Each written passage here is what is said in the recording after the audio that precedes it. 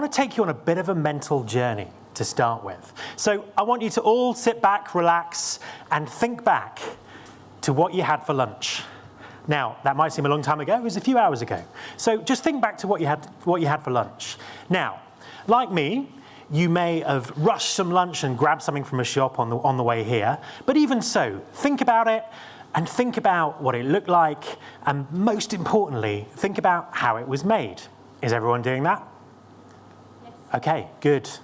Good skills. Right. Now, some of you, not many in this heat, may have been to a gourmet burger outlet like Five Guys or one of its many competitors, which in and around the Leicester Square area, there are probably about 50 of these. Now, some of you may have gone there for lunch, some of you may be going there for dinner, and you wouldn't be alone. The gourmet burger market in the UK was estimated to be worth £3.28 billion last year. Now, on the screen is a picture of the kitchen. Now, it looks like chaos, but it's not. Every single person in this kitchen has a specific job. Someone's on buns, someone's on cheese, someone's on mushrooms, someone's cooking the burger, someone's bagging it up and shouting out the numbers so people can get their order. So basically what happens is you're served with this. A gourmet experience, something that takes you on a delectable journey. And quite rightly so. Just imagine if your burger came out in parts. So you got your roll, then you got your cheese, then you got your onion, and then you got your burger. That would not be a good experience, would it? Would it? No. Some people are going, that sounds great. Now, that wouldn't be a great experience. And I can guarantee you that the gourmet burger market would not be worth £3.28 billion a year in the UK. So, my question to you is, why do we do that when it comes to talent and people? We don't like to eat a series of processes. We like to have a whole thing, to go on that kind of journey, to have that sense of whole. But when it comes to talent and people, we're very, very disjointed. We're very, very disorganized. So you have recruitment, you have onboarding, you have retention, you have development, all looked after by different people, a series of different processes that as an employee, you have done to you. There's no sense of experience or journey there. And think about, the company you may work at now or companies that you've worked at in the past, where your experience of being delivered to by HR or recruiting really hasn't been top-notch. Now, what's interesting, lots of smart companies these days are focusing very hard on the employee experience. And the employee experience, I think, is something that we'll hear more and more about in the coming months and in the coming years. Now, why are smart companies doing it? For this reason. So, I've worked in this industry for quite some time, quite a long time now, and I still always seem to be on stage talking about skill shortages and all this kind of stuff. But I can absolutely, honestly say I've never seen anything like the way it is now. So from talking to clients, from doing the research that I do, it seems that we've got kind of massive issues around skills. Now, these are driven by people not having the right skills, changes in the workforce, digital transformation, changing the way that companies operate, and also changes and pressures on immigration, which means that this kind of skills crisis isn't just in the UK, it's essentially all over the world. So, how can you take employee experience and use it to deal with this skills crisis? And it's really important that you find a way to solve it, because they're going to be winners and they're going to be losers. And it's really important that your organisations or the organisations that you recruit for, really win in terms of these skill shortages to get the right talent to your businesses at the right time. So,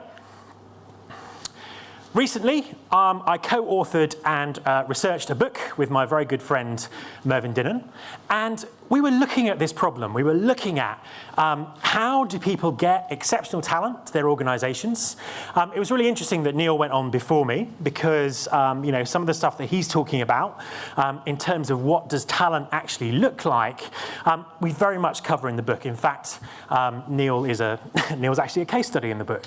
So how we look very carefully to say, how does this notion of employee experience, how can you use it for competitive advantage?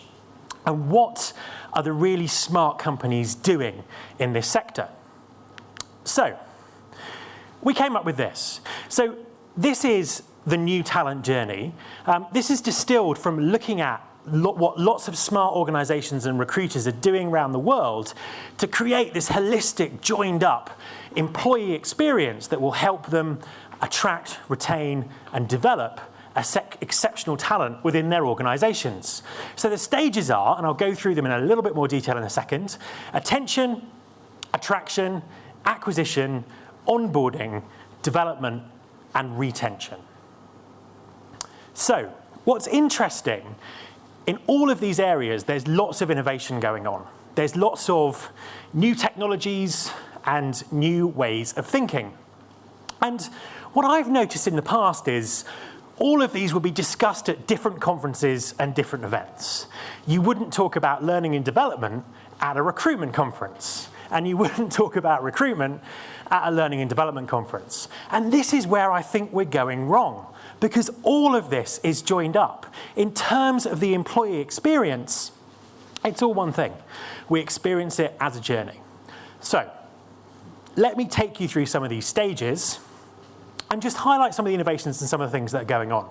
So first of all, talent attention. To me, this is the single biggest issue that we have as an industry. How do you get the attention of the people that you want to recruit for your business? How do you get their attention, on their smartphones, away from their smartphones?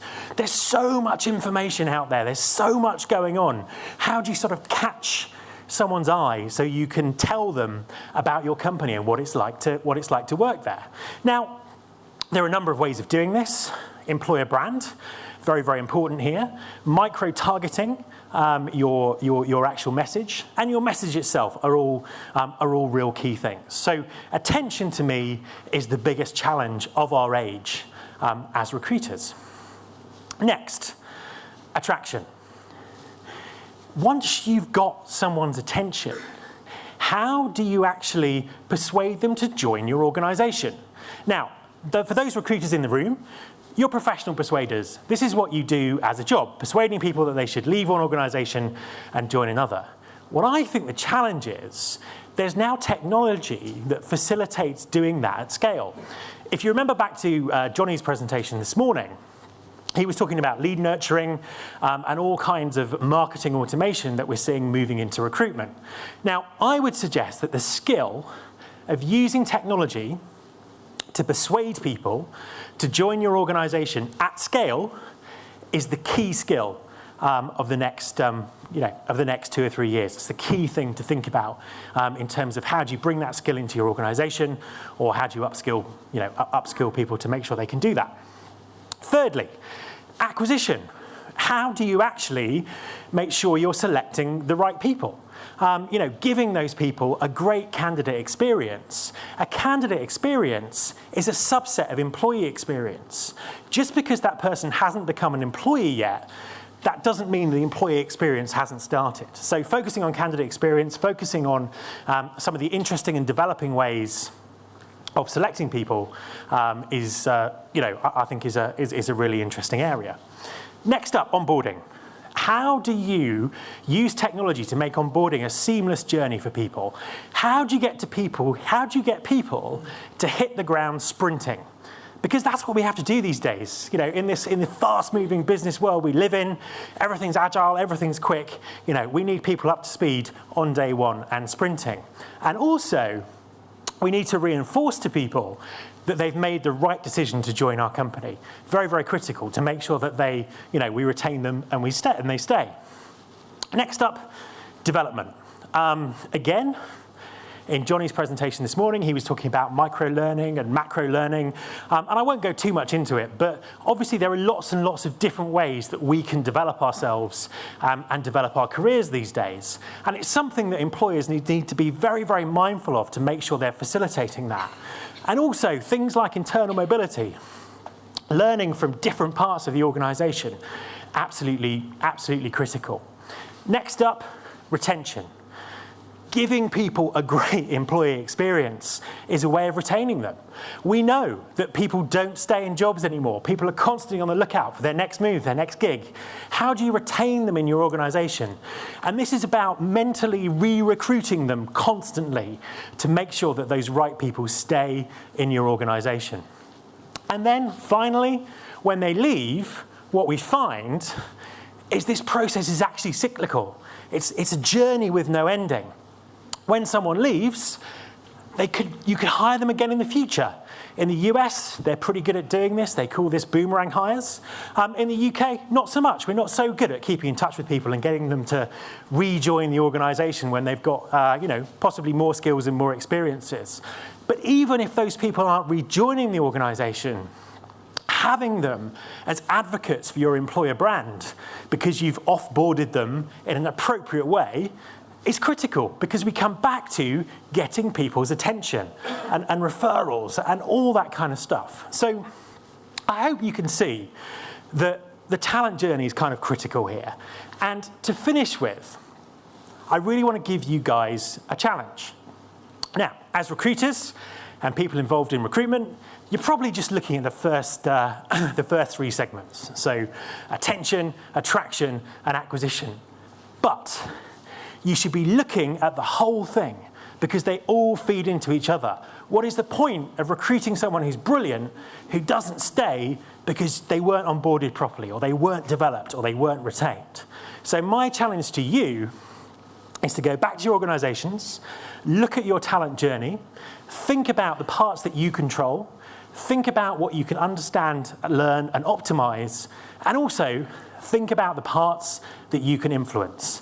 Because the only way you're going to attract exceptional talent to your organisation is by having an exceptional talent journey. Thank you.